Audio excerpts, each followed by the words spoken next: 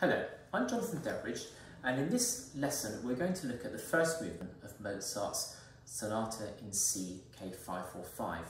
This is a taster lesson, an introduction to the first movement of the sonata, and I hope you'll find it useful and interesting. If you'd like to access a lesson on the whole sonata, or the whole first movement, then please follow the link in the description underneath this video to access that.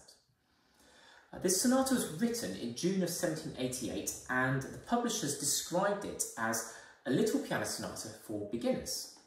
Now, while the sonata is harmonically fairly simple and has a lack of polyphony, it's far from easy to play, as I'm sure you'll know if you've tried to look at it. The motivation for the sonata remains unclear. Maybe Mozart was writing it as teaching material. It's certainly got lots of scale and arpeggio passages, but it's unlikely that Mozart actually had any pupils at the time of writing this sonata. However, it is a fantastic work for pianists intermediate moving towards advanced pianists to learn. It deals with quite a lot of technical things, as well as a really good introduction to the other Mozart sonatas. In this introductory lesson, I'd like to just deal with the first 4 bars of the sonata.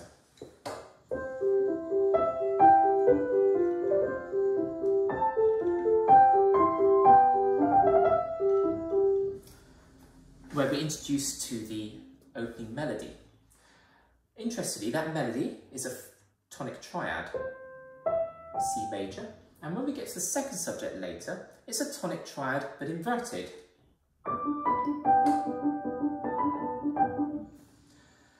The key things at the beginning are choosing the right tempo, the right dynamic level for the opening, and projecting the melody in the right hand. So I'd like to look at those 3 elements. So the right tempo is marked allegro, which means lively, not necessarily too fast. Yes, it needs a sense of kind of buoyancy and movement to it, but it doesn't need to go so fast that we can't fit the notes in clearly. So it might be worth looking at some of the semiquavers.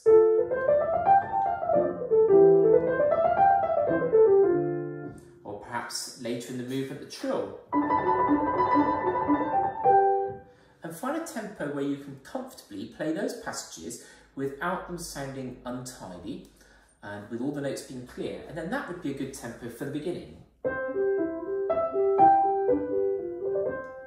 And you can express the lively character of the music in the articulation and the dynamics. Now, let's talk about the dynamics. If you have the text, the original edition, Mozart hasn't included any dynamic markings. Is that because he didn't want us to include any expression? No, I'm sure he would have played it with various light and shade.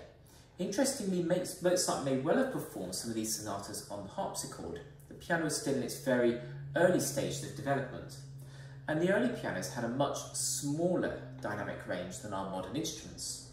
So it would not be appropriate to play with a fortissimo sound, or indeed probably a pianissimo sound. And I would suggest at the beginning a fairly warm mezzo piano, mezzo forte. This particular sonata needs to always sound light, and if we start to play too forte, it will be quite heavy. So I would suggest a kind of mezzo forte at the beginning. Traditionally, the second subjects are played more gently than the first. So, dynamics and tempo. Now let's talk about voicing this opening melody. We have an Alberti bass in the left hand,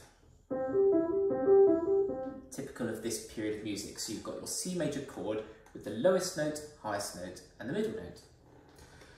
That doesn't want to be too dominant. That underpins the harmonies, but it's not the main thing we want to hear at the beginning. The melody is in the right hand. And that wants a slight shape. I think we want to shape it towards the first beat of the second bar. When I play it with the chords there, you can hear the dissonance on that beat, which then resolves. And I think similarly the second phrase. Maybe the second phrase will increase and shape it slightly more. So we need to think about the expression and the shaping of the melody, but but within a not too large dynamic range. But we also want the melody to sing over the accompaniment. We do not want this. The left hand is far too dominant and we're not hearing that beautiful melody. And I'd like to show you a way of practicing that, which I call ghost playing. I'm going to play the first 2 bars. I'm going to play the right hand fairly strong, and the left hand I'm going to touch the key surfaces, but not press the keys, so there's no sound.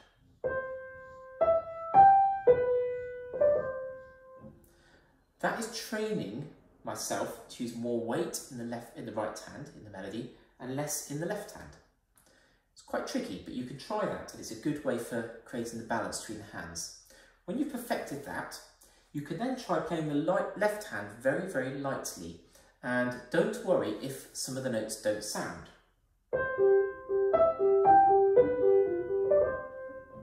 You can do that a few times. Gradually increase the volume, the weight in the left hand, keeping the right hand nice and strong, and with a little bit of practice you will then achieve the balance that is appropriate for the music. And that's a useful technique to use not just in this sonata but anywhere where you need to bring out a melody. So in this short lesson we've talked about the voicing of the first 4 bars, the dynamics of the opening and the tempo, and I hope you found that useful. As I said at the beginning, if you'd like to access a lesson on the whole sonata, then please follow the link in the description of this video and you'll be able to access it there. And thank you for watching this video. Feel free to leave some comments.